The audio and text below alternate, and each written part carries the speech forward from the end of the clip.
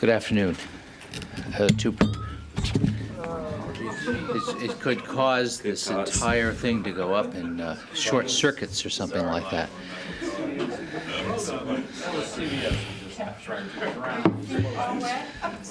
Shall I start again? To prepare for the 4th of July and for this briefing, I read the Declaration of Independence, and I'd like to start with an historical quiz. What's the relationship between the Declaration of Independence and today's military? You give up, Ken. What's the relationship between the Declaration of Independence? Well, this is actually interesting. There are words that are hard to understand? No, this is very, no, there are no acronyms in the Declaration of Independence, actually. It's very, very clear. You know, most of the Declaration of Independence is a long bill of particulars, a list of charges against the English monarch. And among other things, it says that he has, the English monarch has kept among us in times of peace standing armies without the consent of our legislature, and he has affected to render the military independent of and superior to civil power. So the connection is civilian control of the military. That's a brief historical note for you, just to prepare you for the 4th of July. In light of that, Secretary Hamre, Deputy Secretary Hamre, will be the keynote speaker on Saturday, the 4th of July, at Mount Vernon, at a ceremony commemorating George Washington's recall to active duty. This is the 200th anniversary of his recall to active duty, which occurred on July 4th, 1798. And if you're interested in covering his speech, you can contact the Director of Defense Information for more details. Also, on the topic of fireworks, I'd like to bring you up to date on our support for the firefighting in Florida. As of today, there are 601 national members of the National Guard from Florida and Georgia helping to fight the fires in Florida, and there are also 35 active duty active duty military and civilian personnel helping with command and control and headquarters activities. The Marines have dispatched a 16-man team from Camp Lejeune to build a medium girder bridge to allow heavy equipment to reach the fire area. This is a bridge that will be able to carry bulldozers and heavier equipment that can go across some of the existing bridges down there. And finally, I'd like to announce that Secretary Cohen will be in New York on Monday, and he will visit the Times Square recruiting station with Mayor Giuliani. Mayor Giuliani was very instrumental in keeping the recruiting station in Times Square. It is one of the most active recruiting stations in the country. Secretary Cohen is going to be in New York spending a part of the day reviewing with our advertising agencies our recruiting advertising and our ways of reaching young men and women to attract them to the military. And as part of that, he'll be at the Times Square recruiting station at 1:30, and probably will take some questions with the mayor at that time. With that, I'll take your questions. Jamie. Ken, what is the Pentagon's reaction to CNN's statement today retracting its report on Operation Tailwind?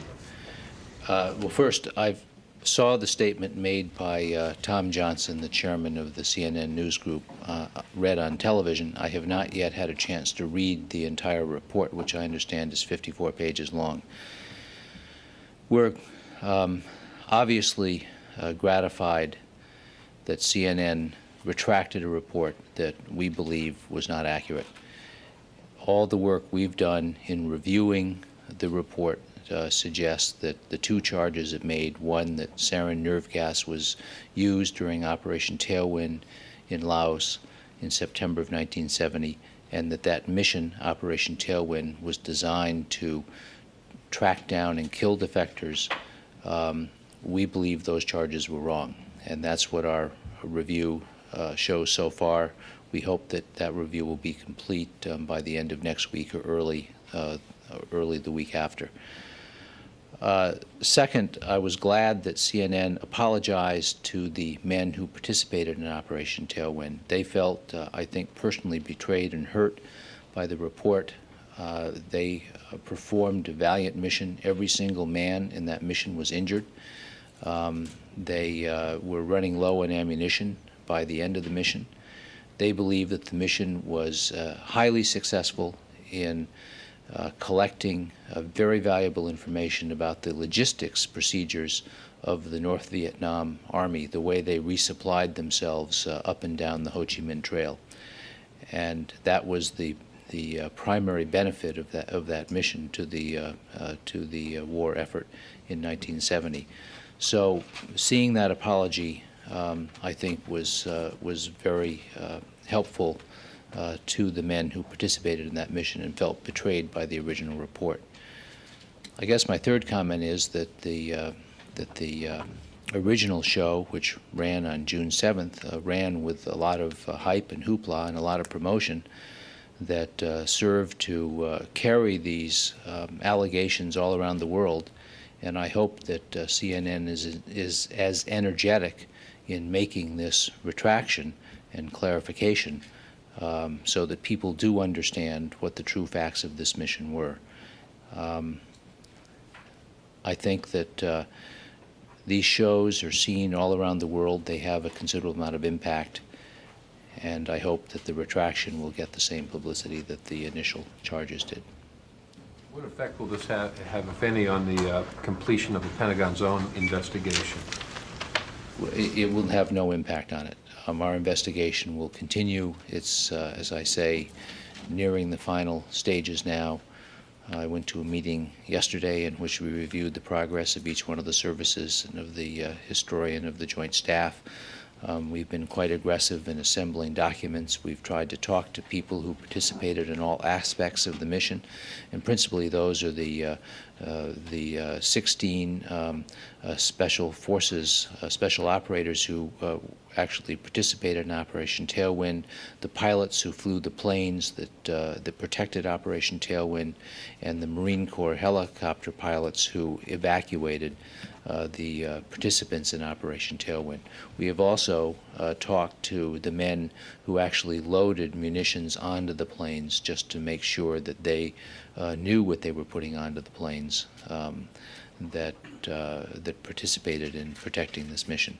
So the work continues. It's not over yet. We think we have a pretty good picture into what happened. I think a very clear picture into what happened, and as I've said, nothing we've found so far reaches the conclusions that CNN originally announced. Everything we've found so far backs up the retraction, the forthright retraction that CNN has made. The men who loaded the munitions on the plane, I don't think anyone else has talked to up to this point. What did they say was the gas or the agent employed? They said that they were certain that they were loading tear gas onto the planes, not a more lethal gas such as sarin. They said that had they been loading a more lethal gas onto the plane, they would have used entirely different procedures, and they would have been thoroughly briefed on what they were putting onto the plane in order to avoid dangerous, potentially lethal mistakes in putting the munitions onto the plane. They had no doubt that what they were putting onto the plane was CS or tear gas rather than a more lethal sarin. Yes? Have you discovered or uncovered any evidence at all that sarin was even present in the theater in Vietnam, anywhere in the area? I certainly have not. That is one of the things that we are still looking at, but to the best of my knowledge, the closest sarin got to Vietnam was Okinawa.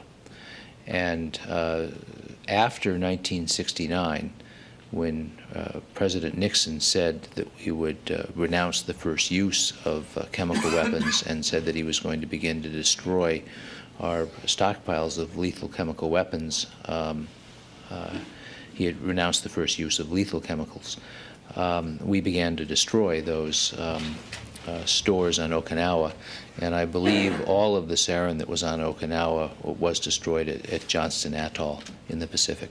At what time But frame? I don't have the years, but that's one of the things that we should address in the report. Were those cluster bomb munitions, or were there some other form of sarin-filled? I don't have full details on that. We should have that in the report. There were some cluster bomb munitions in, I believe, in Okinawa, but I don't believe they got any closer than Okinawa. Ken, you said you found nothing to substantiate the claim that Operation Tailwind was designed to track down and kill defectors. Have you found? I'm sorry. Yes. Right. Have you found? Does that hold for all U.S. operations during the Vietnam War, or is there? Are you leaving open the possibility that other operations were Well, I designed? don't mean to leave open that possibility, but this investigation has looked principally and maybe entirely at Operation Tailwind. And, but we have talked to a number of experts on defectors. First of all, we officially list only 2 people as having defected to the other side during the war in Vietnam.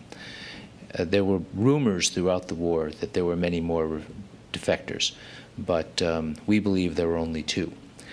One of those died in Southeast Asia in the mid-'70s. He, I believe, was married to a Cambodian woman. The other is now back in the United States, turned himself in, I believe, in the 80s or the 90s, and is now back living in the western United States. I'm not aware that there were missions designed to track down defectors, but I have not made an encyclopedic look into that, and I don't believe this particular investigation is doing that. It's looking specifically at Tailwind. I would be glad if you're interested in pursuing this and making available to you an expert on defectors who works here at the Pentagon and has spent a lot of time tracing down every single deserter and so-called defector during the period that we believe remained in the theater. And we have a pretty good account of what happened to most of these people. Because there is an account, a fairly detailed account, in a book by Monica, sorry, her last name escapes me. What was it? No, sorry. Of what, citing, I believe, a Marine colonel who claims that he was assigned to assassinate Yeah, that Bobby book came Garwood. out last year. I haven't read the book. I have read about it. My understanding is it focuses primarily on a Marine named Garwood, who is the defector who now lives in the United States. And I do not believe there is evidence to support accounts of trying to track down and kill Garwood. But as I say, I'd be glad to set you up with somebody who can talk in much more detail about that case. Yes? Does the report that you were preparing address the possibility that in some of the designations for these weapons that use different kinds of gases, CBU 15, 19, et cetera, that there might have been along the line some confusion in which there was something used that was called at one point CBU 15, but it was not sarin gas? It will address that particular point, yes. Can you share with us anything about that? Well, there were changes in designations over time, and it's possible that could have led to an erroneous conclusion. There will be an explanation of these designations and a timeline detailing how the designations changed over time. But at the very most, that would be only circumstantial evidence that sarin was used. And what is very powerful and compelling, I find, in this case, is talking to the people who participated in the mission, particularly the medic, who has spoken publicly and also who spoke to our investigators here last week, that it's very clear when you talk to people who participated in the mission that had they been operating in a cloud of deadly sarin nerve gas, they wouldn't have survived the mission. And in fact, tear gas was used specifically in order to protect them and help them survive the mission. It was because tear gas was used that they were able to get onto the helicopters in the landing zone. The tear gas disabled the enemy and gave them enough time to get out. Even so, one of the helicopters was hit on the way out, but all 16 people managed to get out alive. And the story of this mission is really a story of incredible bravery and heroism by all 16 of the Americans who participated in it. And I hope that's one of the facts that will come out in our report, and maybe it comes out in the CNN report as well, but I haven't read the lengthy analysis that's been done. Do you feel that the CNN report has damaged the credibility of the United States in dealing with other nations and trying to rid the world of chemical weapons? That's hard for me to assess. Clearly, it doesn't help with our credibility. Clearly, Iraq made some statements after this report came out about alleging falsely our use of deadly chemical weapons. We have worked very hard in this department, led by Secretary Cohen, to focus worldwide attention on the risks posed by weapons such as VX and sarin and biological weapons such as anthrax.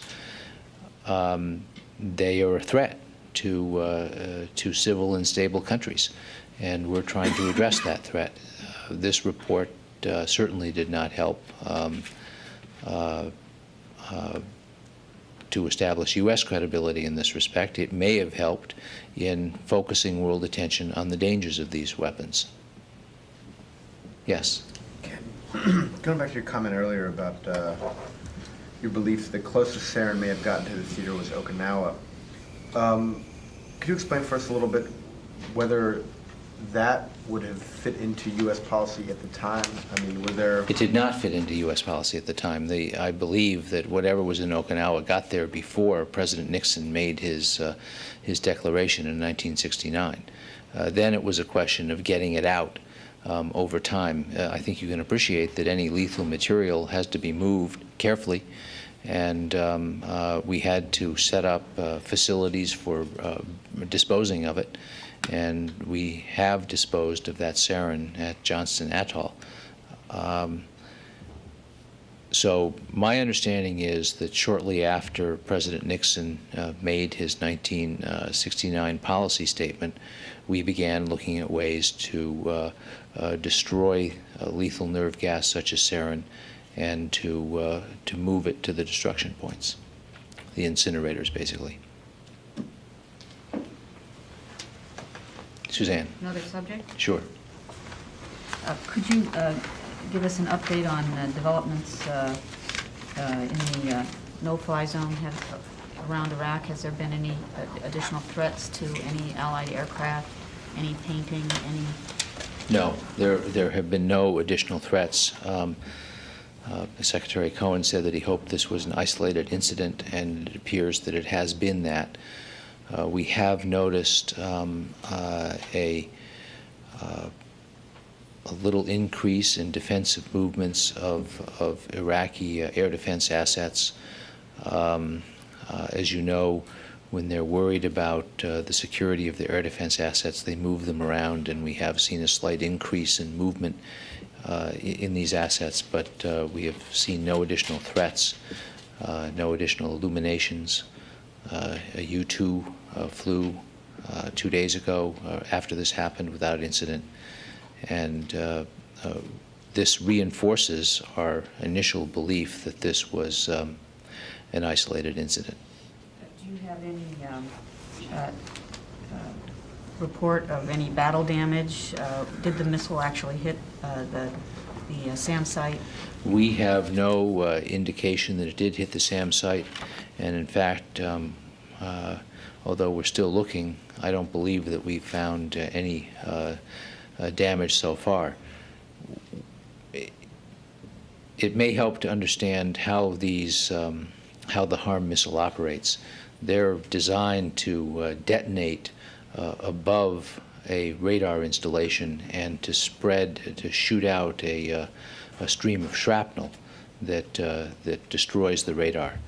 And so if it were to detonate over a lake, as the Iraqis said, they said it actually went into a lake, or if it were to detonate over the ground, or even over some buildings, it might be very difficult for us to detect where that detonation had occurred, because what you get is a rain of shrapnel down, of little pellets, basically, rather than a building that explodes. Yes? Do you have any, you say that it appears to be an isolated event. Do you have any evidence that would suggest that it was an action by a rogue operator? Well, that's the short answer is no, we don't. I suppose you could conclude that might have been what happened, but it could have been a mistake. A number of things could have led to this.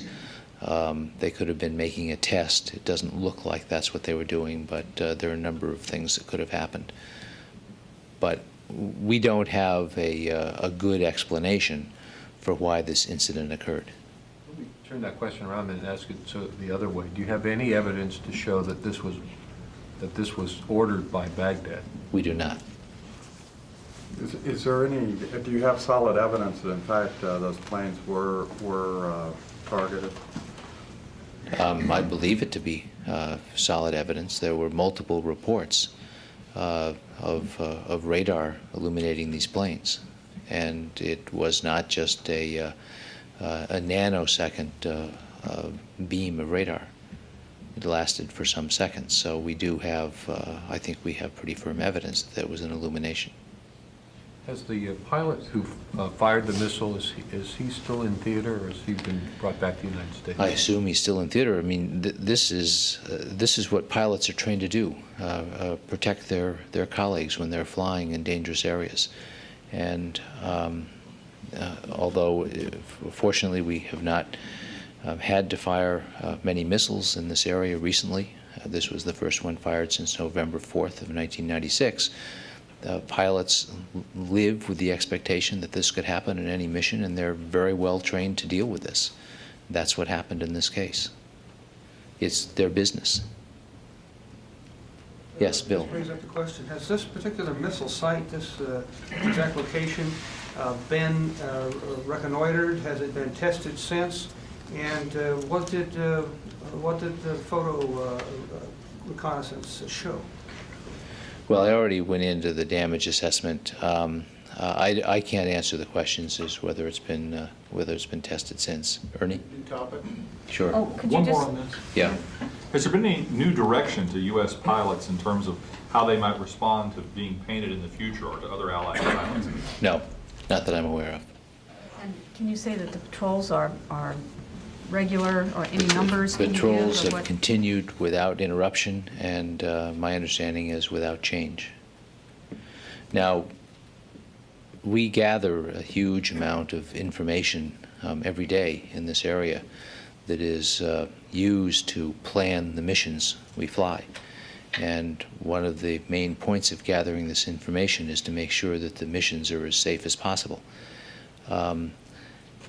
They have to go over certain areas to do their job, and we need to know what threats they face over those areas. So we are constantly gathering information and making adjustments in the mission, such as the number of planes that fly, the time they might fly, etc.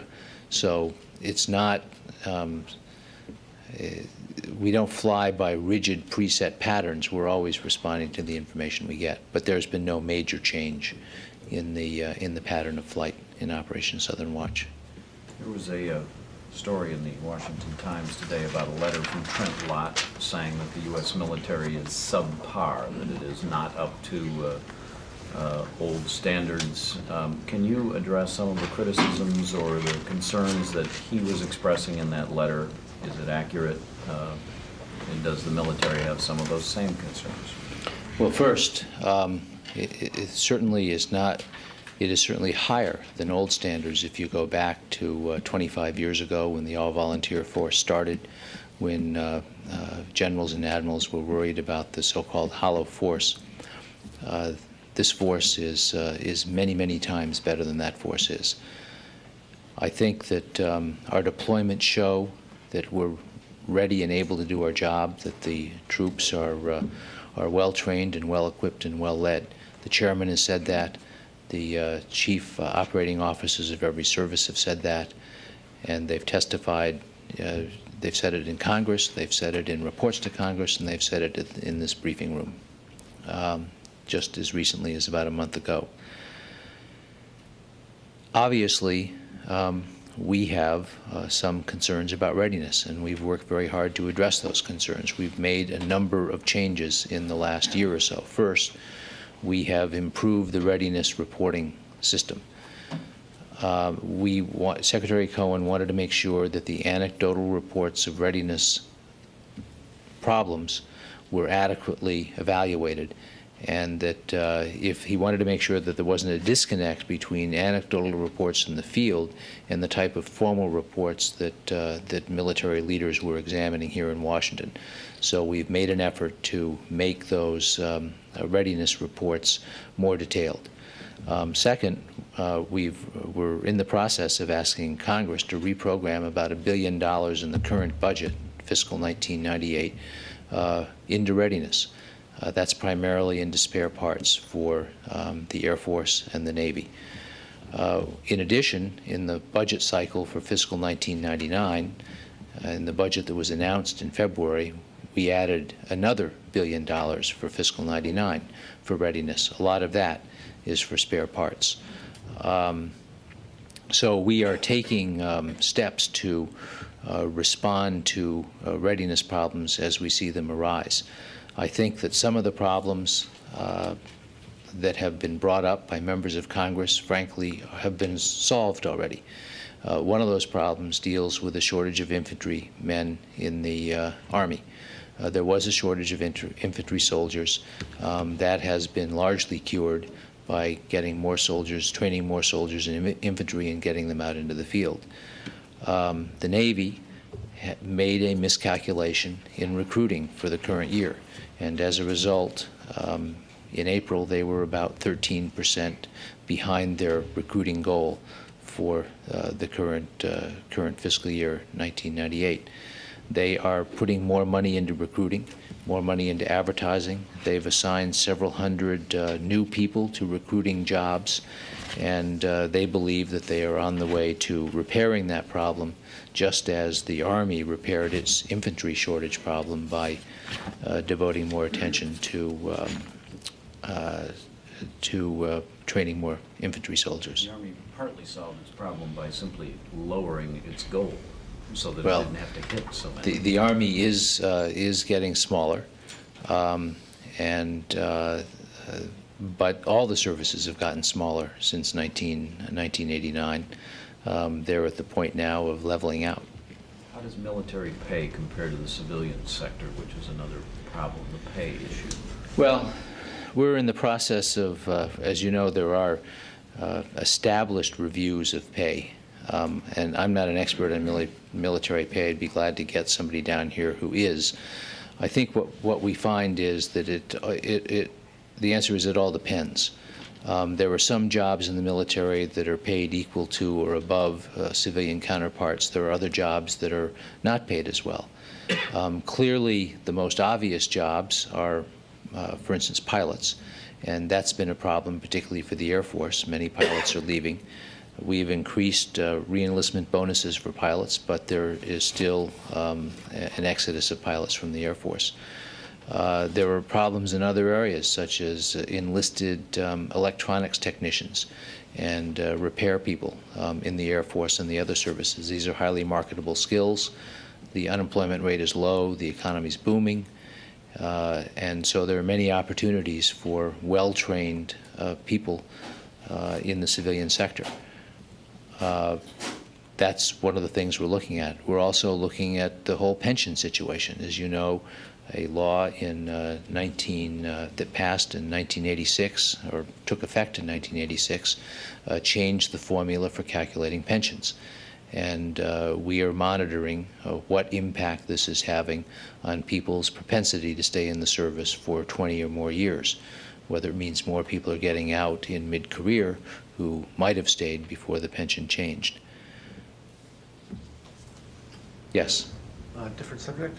Sure. Hardware question. THAAD. It's been several weeks since the Pentagon was expecting to hear back from Lockheed Martin on what they want to do. Can you update us at all on whether the Pentagon has come to any decisions on whether it wants to bring in another contractor? Whether it wants I to do more can't testing? update you on that right now. I think we're going to have a briefing on July 9th by General Lyles on THAAD, and he will answer, I hope, all your questions on THAAD. Yes? Do you have anything on the Aviano case preceding the recommendation for court-martial? I really don't. That's an issue that's now under review by Lieutenant General Pete Pace, and the report has gone to him, and he'll review it and decide what to do next. That's where it stands now. Back to the subject that Sure. John raised about, Mr. Lott is saying what many in the Congress have voiced for years now, that there would be more money available if the Clinton administration would permit it, more in the budget. Now we have a surplus in the budget. Does the civilian leadership of the Pentagon have no interest in having an increase, say, for acquisition, an increase to slow the tempo? Will you take any more money from Congress? Well, the answer is Congress determines how much money we get, and they have boosted our budget somewhat beyond what we asked for in the last couple of years, and we've been thankful for that and used that money. We are always looking at our resources and comparing them to our modernization, readiness, personnel, and other needs, and that review goes on all the time. If we reach the point in the Pentagon where we decide that we cannot do the job that's been assigned to us with the current resources, I'm sure that we'll request more resources. But right now we're sort of in the middle, we're sort of between budgets. We're just starting a new budget cycle. That's exactly the type of question that's being asked, and there's been no decision, but we're constantly looking at that. So if you suddenly find yourself, the Congress being generous, giving more than you request, you will take it? Well, yes, but yes. Yes. Suzanne?